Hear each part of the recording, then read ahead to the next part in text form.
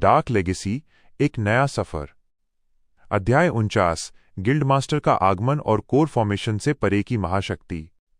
Guild के मुख्य उद्घोषक की आवाज जैसे ही हॉल में गूंजी, पूरे सुनवाई भवन के भारी और नक्काशीदार लोहे के दरवाजे अपने आप एक भयानक जादुई दबाव के साथ पीछे की तरफ खुल गए। पूरा हॉल इस कदर शांत हो गया मानो वहां मौजूद हर एक इंसान की सांसें थम गई हों। आर्यन, जो अपनी भारी लोहे की बेड़ियों में जकड़ा हुआ बीचों बीच खड़ा था, उसने अपनी नजरें दरवाजे की तरफ घुमाईं। उसे उम्मीद थी कि वहां कोई बूढ़ा, सफेद दाढ़ी वाला खूंखार कल्टीवेटर अंदर आएगा जिसके चेहरे पर सत्ता का घमंड होगा। लेकिन जैसे ही उस शख्सियत ने हॉल के भीतर कदम रखा, आर्यन की आंखें फटी की फटी रह गईं और उसका कल्टीवेटेड दिमाग पूरी तरह सन्न हो गया। वो कोई पुरुष नहीं, बल्कि एक महिला थी। मूनलाइट गिल्ड की गिल्ड मास्टर, साक्षात एक अत्यंत शक्तिशाली और रहस्यमयी लेडी थीं। उनकी आभा और उनके शरीर से निकलने वाला जादुई प्रभामंडल इतना ऊंचा और विशाल था कि आर्यन आज तक अपनी दोनों दुनिया में जितने भी इंसानों या कल्टीवेटर्स से मिला था, वे सब इनके सामने तिनके के समान लग रहे थे। उनके लंबे काले बाल हवा में बिना किसी हवा के ही लहरा रहे थे। उनकी आंखें गहरी और बर्फीली थीं, जिनमें ब्रह्मांड का कोई गहरा राज छुपा हुआ था, और उनके बदन पर मूनलाइट साम्राज्य के शाही गिल्ड का रेशमी सफेद और सुनहरे रंग का लिबास था। उनके हर एक कदम के साथ पूरे हॉल की जमीन पर जादुई ऊर्जा की हल्की लहरें उठ रही थीं। आर्यन ने अपनी गहरी कल्टीवेशन समझ से ये तुरंत भांप लिया कि ये महिला वाइस गिल्ड मास्टर से भी कई गुना ज्यादा शक्तिशाली और अदम्य हस्ती हैं। आर्यन जानता था कि वाइस गिल्ड मास्टर खुद कोर फॉर्मेशन स्टेज के एक बेहद सम्मानित और शक्तिशाली कल्टीवेटर थे, जिनके पास 10,000 से भी ज्यादा की माना शक्ति थी। लेकिन इस लेडी गिल्ड मास्टर के सामने तो वाइस गिल्ड मास्टर की हैसियत ऐसी लग रही थी मानो चिलचिलाती धूप वाले सूरज के सामने किसी छोटे से टिमटिमाते तारे की रोशनी हो। आर्यन को इस वक्त कल्टीवेशन की सिर्फ 3 ही मुख्य स्टेजेस के नाम पता थे, जो उसे जादुई जंगलों में शार्दुल कबीले के राजा ने अपनी आखिरी मुलाकात के दौरान बहुत ही संक्षेप में बताए थे। उसे पता था कि पहली स्टेज माना गैदरिंग होती है, दूसरी फाउंडेशन बिल्डिंग और तीसरी कोर फॉर्मेशन होती है, जहां तक पहुंचे बिना कोई भी कल्टीवेटर साम्राज्य का बड़ा अधिकारी नहीं बन सकता। लेकिन इस लेडी गिल्ड मास्टर को देखकर आर्यन के भीतर का सिस्टम भी जैसे थरथरा उठा था। वो कल्टीवेशन की किस अविश्वसनीय और अमर स्टेज पर थीं, ये आर्यन की समझ और उसकी वर्तमान लेवल 2 की इंटेलिजेंस के भी परे था। उसे बस इतना साफ समझ आ चुका था कि ये हस्ती हर हाल में कोर फॉर्मेशन स्टेज से बहुत ऊपर की किसी दिव्य और विनाशकारी स्टेज पर विराजमान है, जहां एक इशारे से पूरे चंदनपुर गांव को मलबे के ढेर में बदला जा सकता था। जैसे ही वे आगे बढ़ीं, हॉल में बैठे अधिकांश लोगों की आंखों में उनके प्रति अगाध श्रद्धा, सम्मान और खौफ साफ देखा जा सकता था। उनकी उच्च जादुई शक्ति और साम्राज्य के प्रति उनके योगदान के कारण लोग उनके सम्मान में अपनी कुर्सियों से उठकर खड़े हो गए और अपने सिर झुका लिए। वाइस गिल्ड मास्टर ने भी अत्यंत आदर के साथ अपने सीने पर हाथ रखा और झुककर उनका स्वागत किया। लेकिन इस अपार श्रद्धा के बीच आर्यन ने अपनी पैनी नजरों से देखा कि दर्शक दीर्घा में बैठे कुछ लोग, खासकर वो होटल का घमंडी दलाल और उसके साथ आए कुछ रूढ़िवादी, अमीर और भ्रष्ट कल्टीवेटर्स, लेडी गिल्ड मास्टर को बेहद हीनता, जलन और नफरत भरी नजरों से देख रहे थे। वे पुरुष प्रधान समाज के वो गंदे लोग थे जो अपने ऊपर एक महिला को इतनी सर्वोच्च शक्ति और गिल्ड मास्टर के पद पर बैठा देखकर अंदर ही अंदर ईर्ष्या की आग में जल रहे थे। उनके चेहरों की वो कड़वाहट और हीन भावना छुप नहीं पा रही थी, हालांकि लेडी गिल्ड मास्टर की असीम शक्ति के डर से किसी की जुबान से एक शब्द भी बाहर निकालने की हिम्मत नहीं हो रही थी। लेडी गिल्ड मास्टर ने बिना किसी की तरफ देखे अत्यंत राजसी और धीमी गति से चलते हुए सीधे मंच की तरफ कदम बढ़ाए। वे उन 3 कुर्सियों के पास पहुंची और दोनों तरफ के कानून अधिकारियों के झुककर अभिवादन करने के बाद वे बीच वाली सबसे विशाल और नक्काशीदार मुख्य कुर्सी पर जाकर बैठ गईं। उनके बैठते ही पूरे हॉल का जादुई तापमान अचानक से गिर गया, मानो हवा बर्फीली हो गई हो। उन्होंने अपनी ठंडी और तीखी नजरें सीधे नीचे बेड़ियों में जकड़े आर्यन और उसके बगल में खड़े नन्हे श्वेत शार्दूल पर टिका दी। उनकी आंखों में कोई गुस्सा नहीं था, लेकिन एक ऐसा न्याय का भारी दबाव था जिसने हॉल के माहौल को पूरी तरह गंभीर कर दिया। लेडी गिल्ड मास्टर ने अपनी कड़कती और रेशमी लेकिन बेहद भारी आवाज में सीधे कानून विभाग के चीफ की तरफ देखते हुए कहा, चीफ, मूनलाइट गिल्ड की ये विशेष अदालत अब शुरू होती है। इस कस्टडी में मौजूद लड़के आर्यन और इस जादुई जीव पर क्या आरोप हैं और इसके कारण हमारे साम्राज्य के प्राचीन समझौतों को क्या क्षति पहुंची है, इसका पूरा ब्यौरा तुरंत इस अदालत के सामने पेश किया जाए। और याद रहे, इस अदालत में सिर्फ सच और ठोस सबूतों के आधार पर ही न्याय होगा, किसी के रसूख या पैसों के दबाव में नहीं। उनकी ये बात सुनते ही होटल का दलाल डर के मारे थोड़ा पीछे खिसक गया, जबकि वाइस गिल्ड मास्टर के चेहरे पर एक हल्की सी उम्मीद की किरण जागी। आर्यन ने भी सीधे लेडी गिल्ड मास्टर की आंखों में आंखें डाली। उसकी रीढ़ की हड्डी सीधी थी और उसकी आंखों में कोई पश्चाताप नहीं था। वो इस महाशक्तिशाली महिला के सामने भी फौलाद की तरह डटा हुआ था, ये जानने के लिए कि इस कल्टीवेशन की बेरहम दुनिया का शीर्ष नेतृत्व उसके साथ क्या सलूक करता है। अदालत का घमासान, झूठे सबूत और आर्यन का महासंकल्प। लेडी गिल्ड मास्टर ने अपनी बर्फीली आंखों से पूरे हॉल का जायजा लिया और उनकी उंगली के एक हल्के से इशारे के साथ ही गिल्ड के मुख्य उद्घोषक ने ऊंची आवाज में मुनादी की। मुख्य उद्घोषक, शांत हो जाइए। मूनलाइट गिल्ड की परम आदरणीय गिल्ड मास्टर के आदेश से अभियुक्त आर्यन और प्रतिबंधित जीव श्वेत शार्दूल के मुकदमे की आधिकारिक कूटनीतिक सुनवाई शुरू की जाती है। सुनवाई की शुरुआत होते ही तीनों जजों के पैनल में से बाईं तरफ बैठा एक मोटा, लाल चेहरे वाला जज अपनी कुर्सी पर थोड़ा आगे झुका। उसका नाम जज कश्यप था। उसकी आंखों में आर्यन को देखते ही एक अजीब सी कड़वाहट और उतावलापन साफ झलक रहा था। दरअसल ये वही जज था जिसे उस आलिशान होटल के रसूखदार और रईस मालिक ने करोड़ों सोने के सिक्के खिलाकर पूरी तरह खरीद लिया था। उसका एकमात्र मकसद इस सुनवाई को भटकाकर आर्यन को सीधे मौत के घाट उतरवाना था। जज कश्यप अपनी मेज पर हाथ मारते हुए कड़क आवाज में, आदरणीय गिल्ड मास्टर, इस मामले में किसी भी तरह की लंबी बहस या समय बर्बाद करने की कोई आवश्यकता ही नहीं है।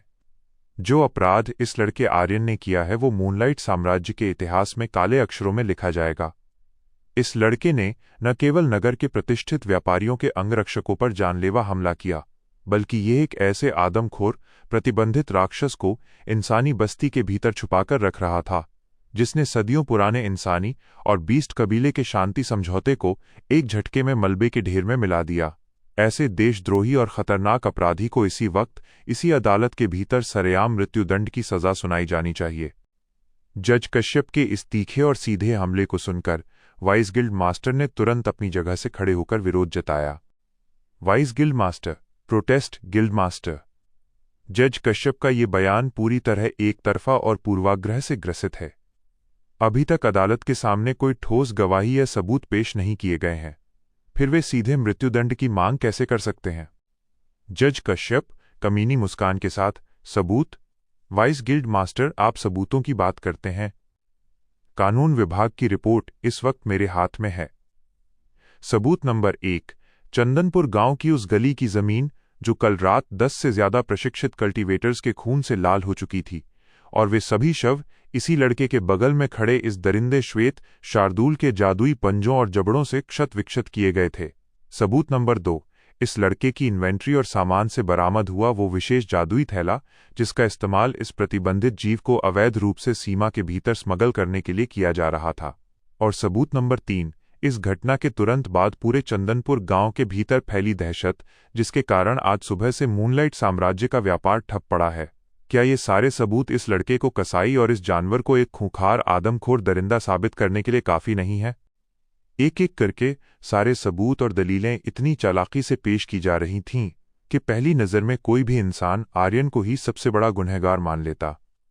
पूरे हॉल के भीतर बैठे अमीर कल्टीवेटर्स और व्यापारी चिल्लाने लगे, इसे मौत की सजा दो, इस दरिंदे को मार डालो, इसने हमारे साम्राज्य की सुरक्षा को खतरे में डाला है। लेडी गिल्ड मास्टर पर चारों तरफ से राजनीतिक और सामाजिक दबाव बढ़ने लगा था कि वे बिना देर किए आर्यन की मौत के फरमान पर हस्ताक्षर कर दें। श्वेत शार्दूल को पूरी अदालत के सामने साक्षात यमराज का दूत और एक खूनी राक्षस बनाकर पेश किया जा रहा था। इसी बीच अदालत की कार्यवाही को आगे बढ़ाते हुए गिल्ड मास्टर के इशारे पर गवाहों को कटघरे में बुलाया गया। सबसे पहले विपक्ष की तरफ से वही होटल का घमंडी दलाल रेंगता हुआ अपने चेहरे की पट्टियों को संभाले कटघरे में आकर खड़ा हुआ। उसने अपनी झूठी कहानी को बेहद रोनी सूरत बनाकर पेश करना शुरू किया। होटल का दलाल हाथ जोड़कर झूठे आंसू बहाते हुए, दुहाई हो गिल्ड मास्टर, दुहाई हो, न्याय के देवताओं, मेरी बात सुनिए।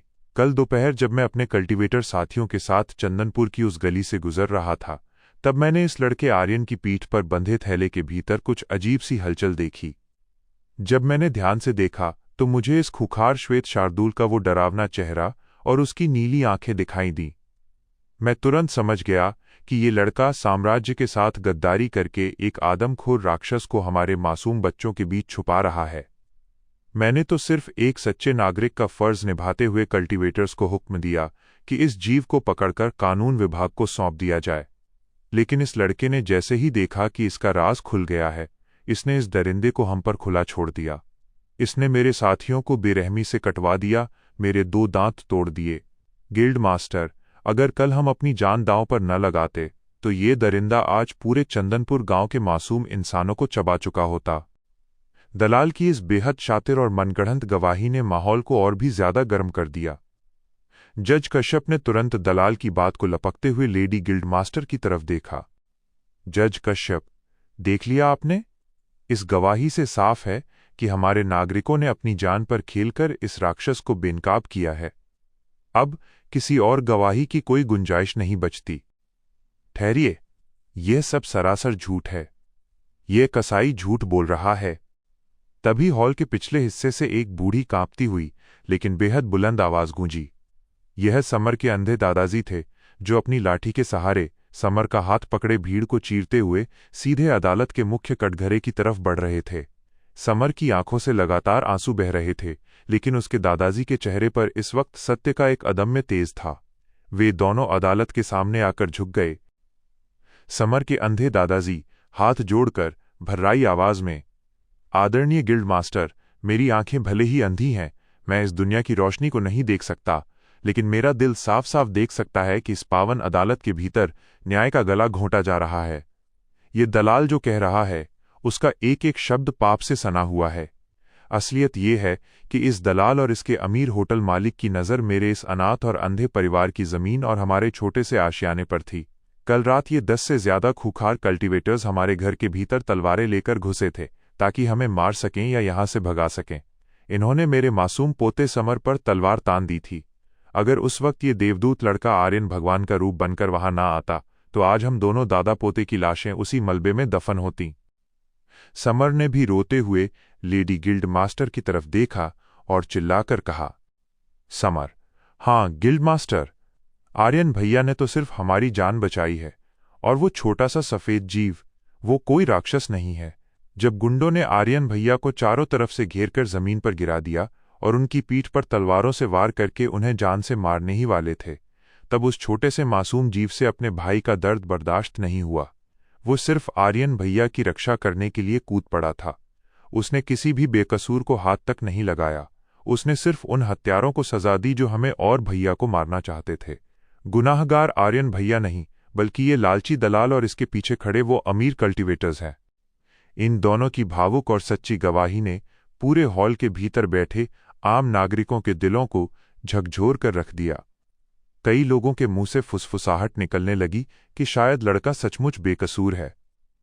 लेडी गिल्ड मास्टर ने समर और उसके दादाजी की बातों को बेहद ध्यान से सुना।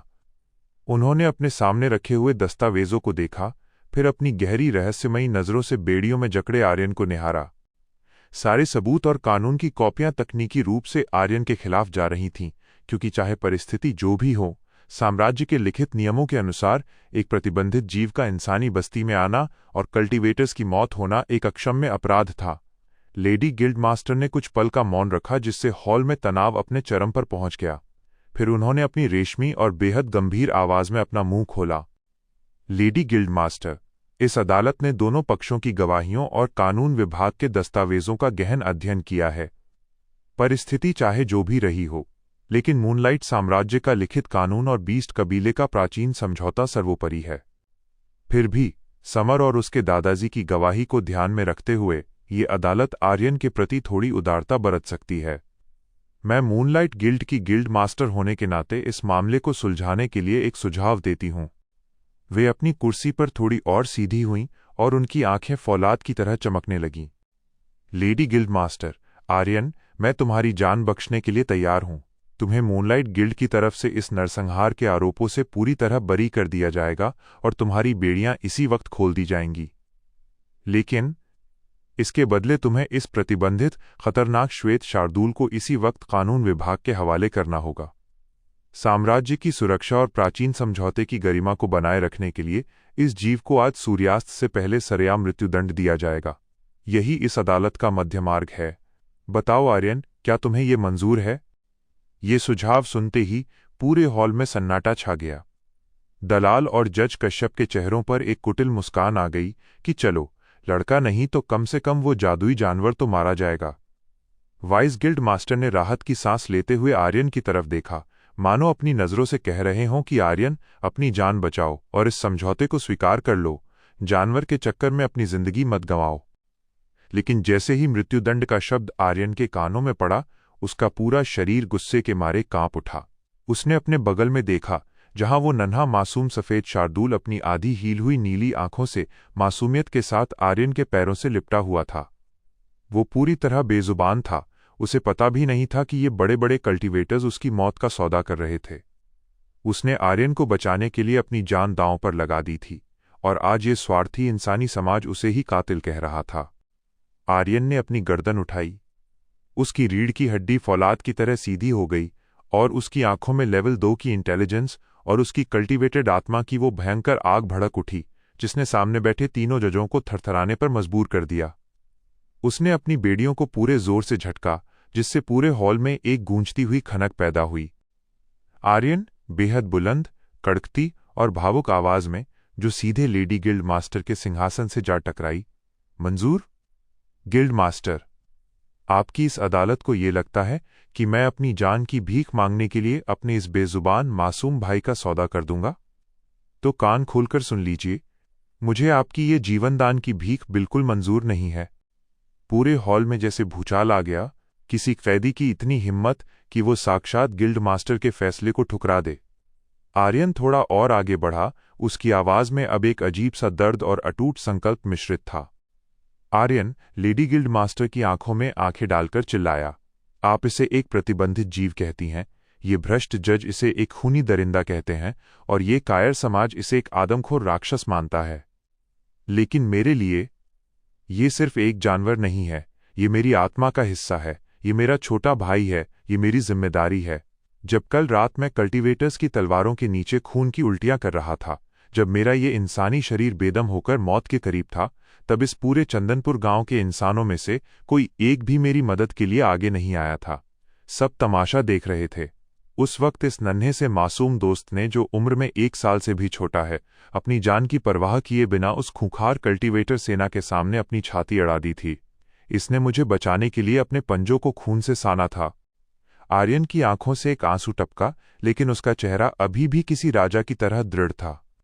उसने नीचे झुककर अपने बाएं हाथ से शार्दूल को अपने सीने से लगा लिया। आर्यन, इस बेजुबान ने कभी बिना वजह किसी चींटी को भी नुकसान नहीं पहुंचाया। अगर कल रात मैं मौत के मुंह में ना होता, तो ये कभी किसी के सामने अपनी जादुई शक्ति भी जाहिर नहीं करता। ये सिर्फ अपने भाई के प्यार में उस खूनी दलदल में कूदा था, और आज आप मुझे अपनी जान बचाने के बदले इसकी मौत का सौदा करने को कहती हैं। धिक्कार है ऐसे कानून पर, और धिक्कार है ऐसी अदालत पर। गिल्ड मास्टर, मैं कसम खाता हूं अपनी कल्टीवेशन की और अपने आत्मसम्मान की। जब तक मेरी रगों में खून की एक भी बूंद बाकी है, जब तक मेरी ये सांसें चल रही हैं, मैं इस दुनिया के किसी भी इंसान, किसी भी कानून या किसी भी साम्राज्य को अपने इस छोटे भाई शार्दूल को छूने तक नहीं दूंगा। अगर इसे मारने के लिए आपको इसकी जान चाहिए, तो उससे पहले आपको इस आर्यन की लाश से गुजरना होगा। मैं इसके लिए हंसते हंसते अपनी जान दे दूंगा, लेकिन अपनी दोस्ती और अपने फर्ज के साथ गद्दारी कभी नहीं करूंगा। सुना दीजिए अपना जो भी खूनी फैसला सुनाना है। आर्यन के इस अविश्वसनीय रोंगटे खड़े कर देने वाले और बेहद भावुक भाषण को सुनकर पूरी की पूरी अदालत सन्न रह गई। समर और उसके दादाजी फूट फूट कर रोने लगे। वाइस गिल्ड मास्टर की आंखें भी नम हो गईं, और सबसे बड़ी बात, बीच वाली मुख्य कुर्सी पर बैठी महाशक्तिशाली लेडी गिल्ड मास्टर की बर्फीली आंखों में आर्यन के इस फौलादी संकल्प को देखकर एक गहरा विस्मय और एक अनोखी चमक दौड़ गई। उन्हें अपने पूरे जीवन में ऐसा निडर और वफादार कल्टीवेटर कभी नहीं मिला था। अब अगले एपिसोड में देखना बेहद रोमांचक होने वाला है, जब आर्यन ने सरेआम गिल्ड मास्टर के प्रस्ताव को ठुकरा दिया है और मौत को गले लगाने का फैसला किया है, तो क्या लेडी गिल्ड मास्टर गुस्से में आकर वहीं अपनी दिव्य शक्ति से आर्यन का अंत कर देंगी, या फिर आर्यन के इस अटूट प्रेम को देखकर वे इतिहास का सबसे अनोखा फैसला सुनाएंगी? क्या भ्रष्ट जज कश्यप कोई नई चाल चलेगा? जानने के लिए जुड़े रहें द डार्क लेगेसी एक नया सफर के साथ। चैनल को सब्सक्राइब करना बिल्कुल न भूलें। द डार्क लेगेसी, एक नया सफर। अध्याय 50। वाइस गिल्ड मास्टर की सबसे बड़ी बाजी और इतिहास का सबसे अनोखा फैसला। मूनलाइट गिल्ड के विशाल और भव्य ट्रिब्यूनल हॉल की नक्काशीदार दीवारों से टकराकर जब आर्यन के फौलादी शब्द शांत हुए तो पूरे भवन में एक दमघोटू सन्नाटा पसर गया। वहां मौजूद हर एक शख्स की सांसें थम चुकी थीं। आर्यन के इस आत्मसम्मान से भरे भाषण ने जहां एक तरफ दर्शक दीर्घा में बैठे न्यायप्रिय कल्टीवेटर्स के दिलों में सहानुभूति की तीव्र लहर जगा दी थी, वहीं दूसरी तरफ कुछ कुटिल चेहरों पर शैतानी मुस्कान तैर गई। वो धूर्त दलाल अपने टूटे हुए दांतों से बहते खून को छुपाते हुए मन ही मन हंस रहा था। ऊंची गद्दी पर बैठे जज कश्यप की आंखों में भी एक वहशी चमक कौंध गई। दोनों सोच रहे थे कि इस अड़ियल लड़के ने जोश में आकर अपने ही पैरों पर कुल्हाड़ी मार ली है। अब आर्यन को देशद्रोही साबित करना और उस दुर्लभ जीव श्वेत शार्दूल की कीमती कल्टीवेशन कोर पर कब्जा करना बेहद आसान हो गया था। आर्यन ने खुद ही लेडी गिल्ड मास्टर द्वारा दिए गए जीवनदान के इकलौते कूटनीतिक रास्ते को लात मार दी थी। इस बदलते पासे को देखकर न्यायप्रिय वाइस गिल्ड मास्टर का माथा पसीने से भीग चुका था। वे गिल्ड के अनुशासन से बंधे अपनी सीट पर बैठे जरूर थे, लेकिन उनका अंतर्मन चिंताओं के दावानल में जल रहा था। उन्हें लग रहा था कि इस होनहार लड़के ने भावनाओं के अतिरेक में आकर साक्षात यमराज को दावत दे दी है। लेकिन इन सबके विपरीत अदालत के केंद्र में स्थित स्वर्ण कुर्सी पर बैठी महाशक्तिशाली रहस्यमयी लेडी गिल्ड मास्टर की नीली बर्फीली आंखों का नजारा कुछ और ही कहानी बयां कर रहा था। उनकी आंखों में क्रोध नहीं, बल्कि एक गहरा विस्मय और अटूट सम्मान था।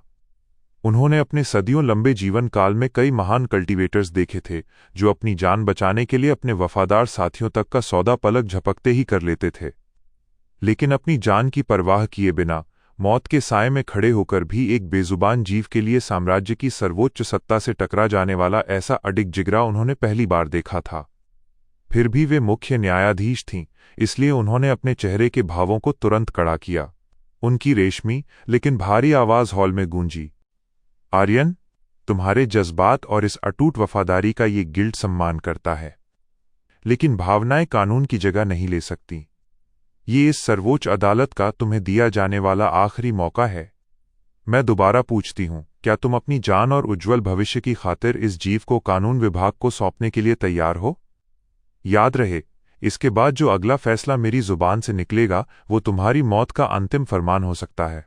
सबकी निगाहें आर्यन पर टिक गईं, लेकिन उसके चेहरे पर शिकन तक नहीं थी। उसने अपनी रीढ़ की हड्डी को सीधा रखा और सीधे लेडी गिल्ड मास्टर की उन चमकीली आंखों में देखते हुए बुलंद आवाज में कहा, आदरणीय गिल्ड मास्टर, मेरा जवाब नहीं बदलेगा।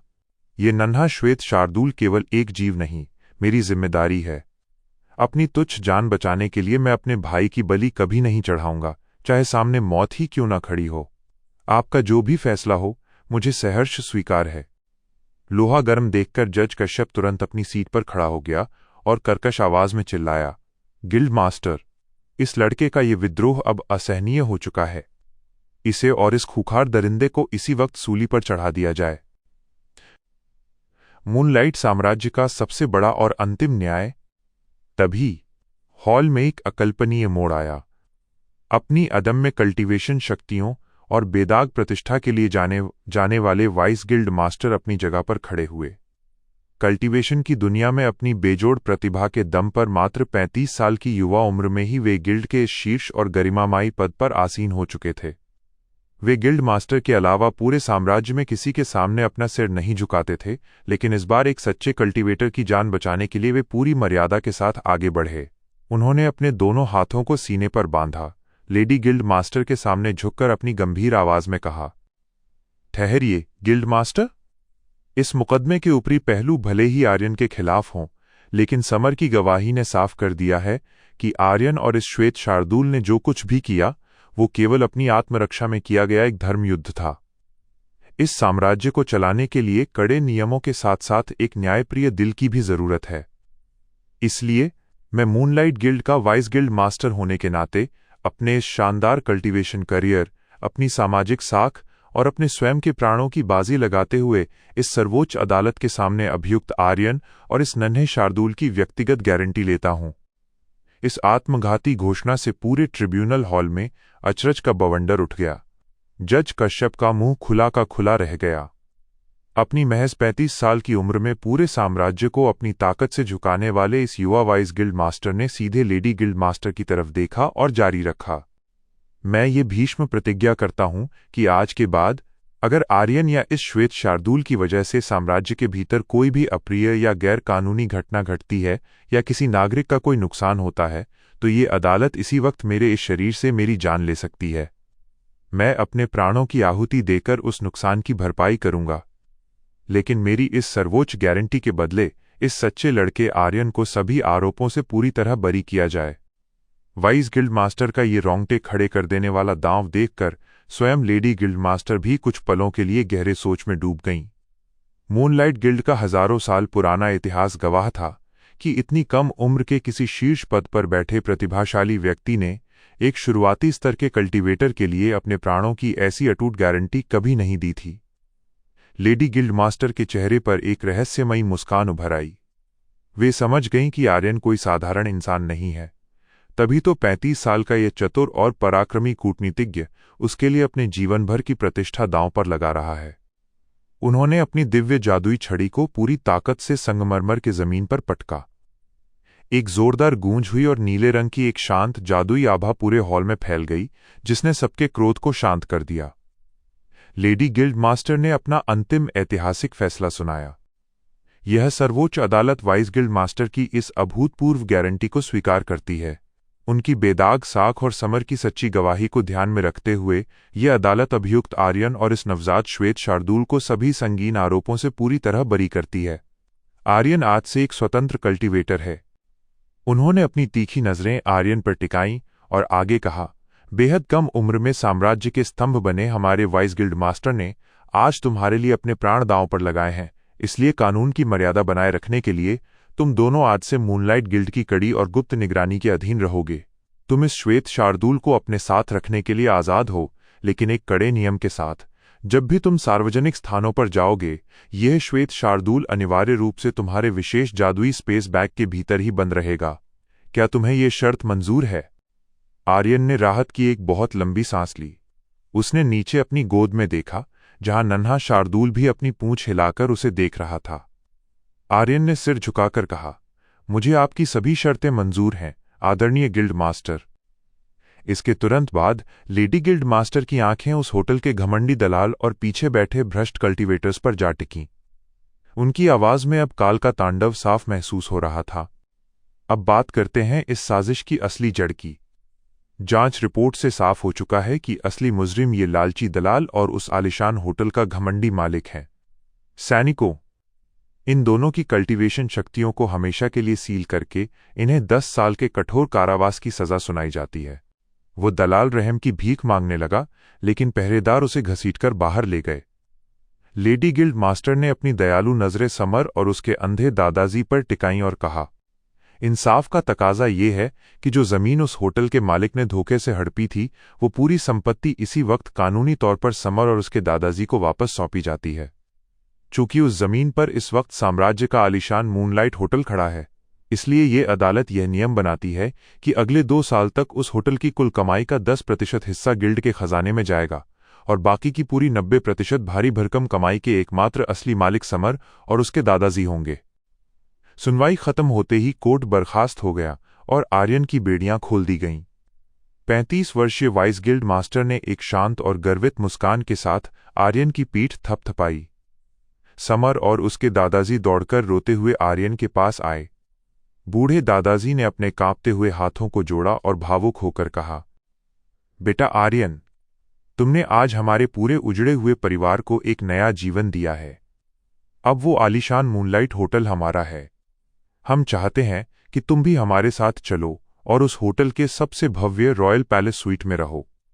तुम्हारी वजह से ही आज हमें हमारा हक मिला है। आर्यन ने दादाजी की बातों को बड़े ध्यान से सुना, लेकिन उसके व्यावहारिक दिमाग ने तुरंत भविष्य के खतरों को भांप लिया। लेडी गिल्ड मास्टर के कड़े आदेश के कारण नन्हे श्वेत शार्दूल को किसी भी व्यस्त होटल में रखना सीधे मौत को बुलावा देने जैसा था। वहां हर वक्त मेहमानों और गिल्ड के जासूसों का आना जाना लगा रहता। अगर किसी ने भी शार्दूल को देख लिया तो सीधे वाइस गिल्ड मास्टर की जान पर बन आती, जिन्होंने अभी अभी अपना पूरा भविष्य दांव पर लगाया था।